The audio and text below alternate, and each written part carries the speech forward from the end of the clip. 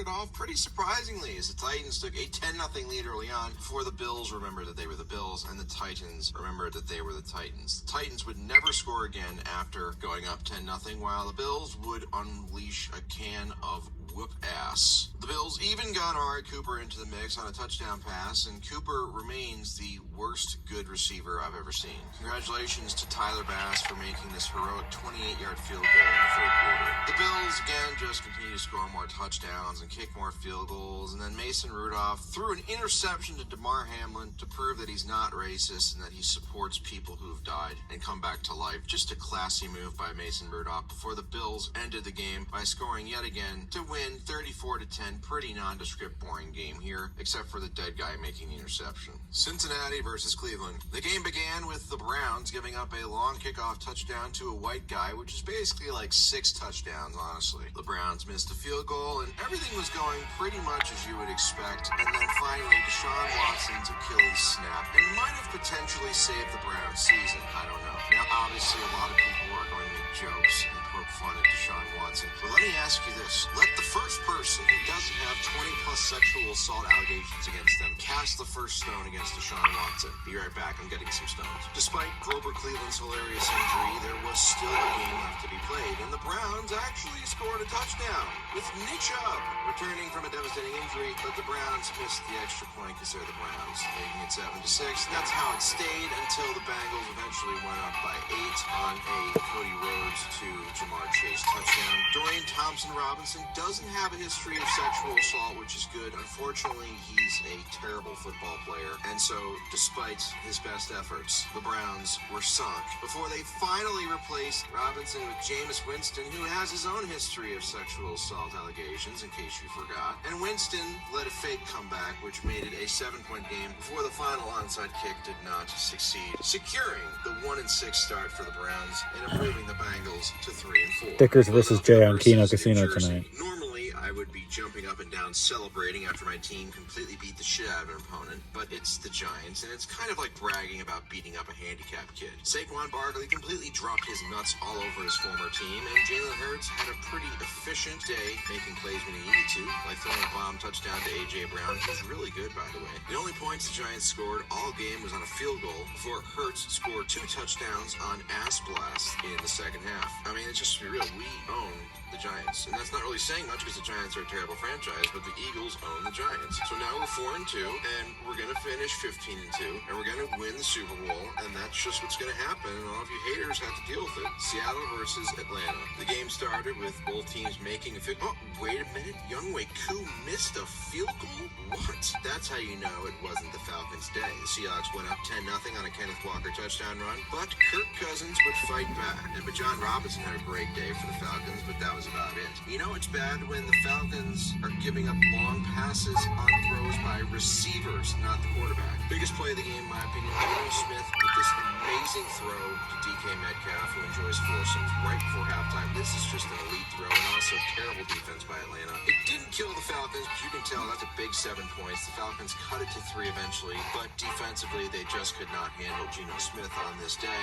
And the game officially ended down 10 early in the fourth when Kirk Cousins was killed and lost the ball, and it was returned for a score. That's what the Seahawks got 3 possessions. And then just for shits and giggles, Kirk said, "Are you think I'm a pussy? I'm going to throw this ball downfield," and it got intercepted. The Seahawks added a field goal to make it a 20-point game, and then Kirk threw another interception just to prove that he's not a vagina. 3 turnovers in the fourth quarter by Kirk Cousins. Again, you just never know what you're going to get. Oh, but wait a minute. The rise of the Penix. Yes, Michael Penix Jr. makes his NFL debut in garbage time in this game. Will it mean something someday? I don't know, but it's the facts. This handshake just ended racism. Indianapolis versus the Dolphins. If you thought this game was going to be sloppy and low scoring, then, well, you were correct. But at first, the Dolphins actually looked like a legitimate football team early on as Big Tony continued to have inaccuracy issues and fumbling the ball over. The Dolphins went up 10-0 before the Colts finally got on the board to make it 10-3 at halftime. But this stupid fucking dickhead fumbled the ball for Miami. The Colts recovered and ended up scoring a touchdown run to tie the game at 10. And from that point, it was just a complete clusterfuck. The Colts kicked the field goal to go up by 3.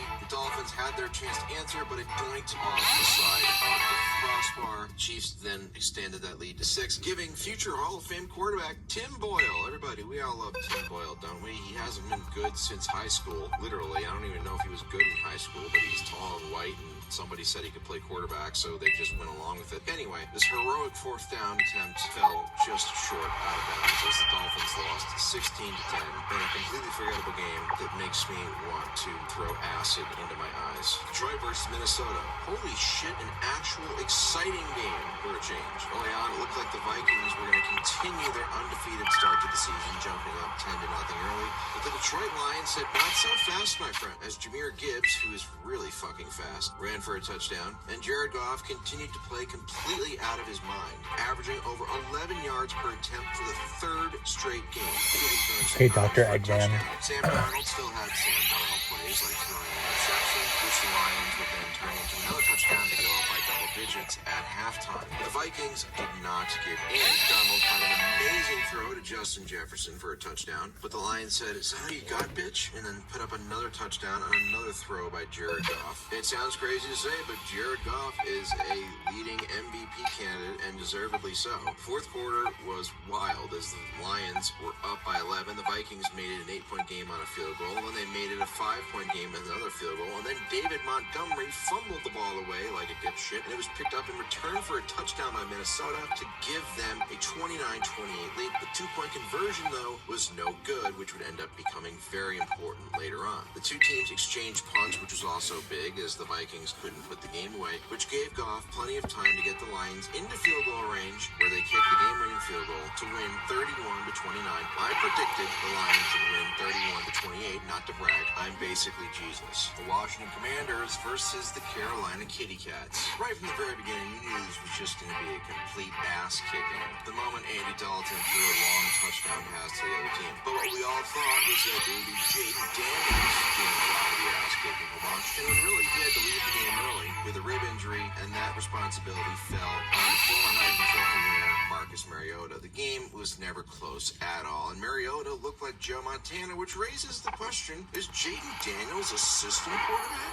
I mean, seriously, Mariota went out there and looked like the best player in the league right after Jaden Daniels started off having one of the best rookie seasons ever. I'm just saying, folks, I'm just doing my job as a crook. The Panthers didn't even score until it was 37-0, and the final score was 40-7. Once again, I predicted Washington would score over 40 points and win this game because I'm a hero. I'm also telling you that the Panthers should probably just play Bryce Young, and what's the point of not playing Bryce Young anymore? The season's lost. You just invested a first overall pick in him. He's going to be terrible probably, but with Andy Dalton, you know that your future is not with Andy Dalton, so you might as well just put Bryce Young back out there and see if he can show any flashes of confidence. That's what I would do. What do you have to lose besides football games? Los Angeles Ponies versus the Las Vegas Raiders. A pretty nondescript game between two bad teams. Aiden McConnell got hurt, so that means the Raiders were forced to revert back to Gardner Minshew, who proceeded to play like complete dog shit, throwing a bunch of interceptions while the Rams dominated on the ground. The key play of the game was when Minshew got a shit rock and lost the ball and returned for a touchdown and put them up by double digits. The Raiders would fight back, though,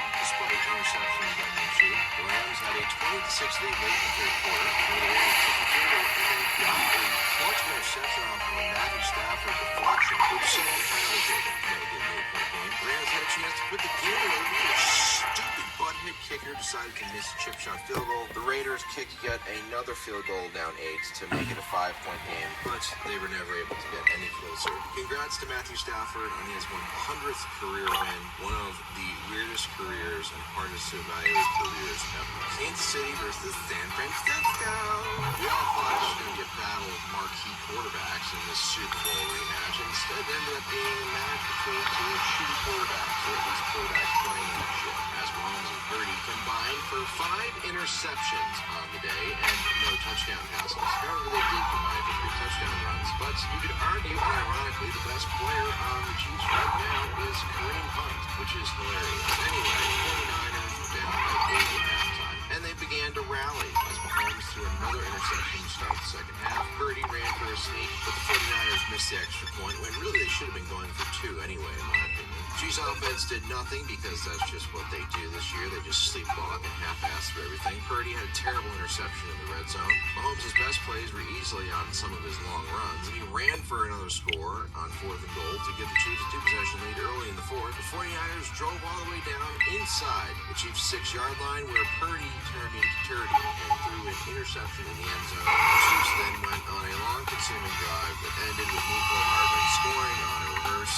and the 49ers scoring a garbage time touchdown with the most hilarious onside kick fail in the history of the sport. This was honestly the highlight of this game. Mahomes has 2 more interceptions for touchdowns so far this year, but the Chiefs are 6-0, and honestly, I don't think them going 17-0 is out of the question. Pittsburgh versus the Jets. Early on, it looked like the Jets were going to win this one in a blowout, and then Russell Wilson was going to be excommunicated out of Pittsburgh by the fans after taking over for Justin Fields at quarterback. The Jets went up 15-6 after Aaron Rodgers' touchdown pass, but then washed Rodgers showed up. Throwing a terrible interception just before halftime, the Steelers turned into a touchdown with George Pickens from the CDM of the Wilson bomb. The Steelers went up midway through the third, and then Rodgers threw probably one of the easiest interceptions of his career, bouncing directly off of Garrett Wilson's chest for his second interception of the day before newly added Jet Devontae Adams made sure Aaron Rodgers' pick-6 count didn't go up by 1. That's what a hero does. That's what a good teammate does right there. Nevertheless, it didn't matter because the Steelers just ended up scoring anyway. The Jets' kicking woes continued as they had the field goal blocked, and then the Steelers decided to just run up the score. Aaron Rodgers, despite his best efforts, was still unable to break 300 yards once again. It came close, though. One of these days, I think he's going to get it. I really do. Steelers ended up winning 37-15, and my wife left with Baltimore versus Tampa Bay. An exciting, if not consequential win. The Buccaneers began by scoring first 10 points, and hey, maybe we're going to get an upset. But no, the Ravens slowly and calmly worked their way back as Lamar Jackson showed why he's a future Hall of Fame quarterback, and Baker Mayfield showed why he is maddening, throwing multiple interceptions while the Ravens methodically got themselves back in the game. Thanks to 2 Mayfield interceptions in the last 6 minutes of the first half, the Ravens took a 17-10 lead into halftime, then pushed it to 10, while the Buccaneers kicker was a doofus and missed his field goal, which gave the Ravens a chance to push it to 17 on a beautiful deep pass from Lamar to Rashad Bateman. After another stop, Derrick Henry did his thing where he runs really, really fast and teams can't tackle him, which set up another Lamar touchdown pass to effectively end the game. But wait a minute, Lamar stupidly threw a backwards pass that was recovered by the Buccaneers, and they turned it into a touchdown. But let's not mistake ourselves, this was all garbage time. In fact, Dak Prescott is probably somewhere emotionally crying at how much garbage time stats Baker put up in this game. His final numbers looked fine, but when the game was in the balance, he was not good. Anyway, Lamar threw a touchdown pass to Derrick Henry again. God, what can't Derrick Henry do besides win a Super Bowl? Baker kept fighting, though, just like my wife in divorce court, and the Buccaneers eventually trimmed it to 10, but the Ravens held on to win. The Buccaneers lost Mike Evans and Chris Godwin for a prolonged period of time in this game. So in case the loss wasn't bad enough, there you go, Bucs fans. Arizona versus the Chargers. Hey, bro, did you know this game was on ESPN Plus? Whoa, isn't that like so rad? The biggest play of the game happened pretty early on when the Chargers, Jalen Reagor, I can't believe he had a terrible play, fumbled the ball out of the end zone for a touchback. So instead of the Chargers getting a touchdown, they ended up getting 0 points. And then it became a field goal contest. The Chargers would score no touchdowns in this game, but they would kick 5 field goals, which kept it somewhat competitive. They even gave them a 9-7 lead entering the 4th, where Kyler Murray ran with his little... Sorry, I was unfair. For a 44-yard touchdown. Before the Chargers fought back with multiple field goals in a row. They had a golden opportunity late in the game to wind the clock down and kick the field goal or even score a touchdown, but they were unable to convert on 3rd down. So they had to settle for their 5th field goal of the game to give them a 1-point lead with 2 minutes left, which in today's NFL is basically a death sentence for everybody. A questionable roughing call gave the Falcons an extra 15 yards, and then Kyler Murray threw a bullet downfield to James Conner, which set up the team in field goal range, and they simply wound the clock down all the way and kicked the game-winning field goal as time expired. The Chargers embarrassed me. I picked them to win, and they lost, so now my record this week is 9-6 instead of 10-5. I hope all their players and coaches are really happy with themselves. And no, I didn't cry. I did not cry after that. I'm telling you, I did not cry. And the most overlooked game of the week, Dallas Cowboys versus their bye week. And oh, would you look at that? The bye week blew out Dallas 34-10. Things are looking pretty shaky right Let's now go. in Big D. Let's go. Let's fucking go.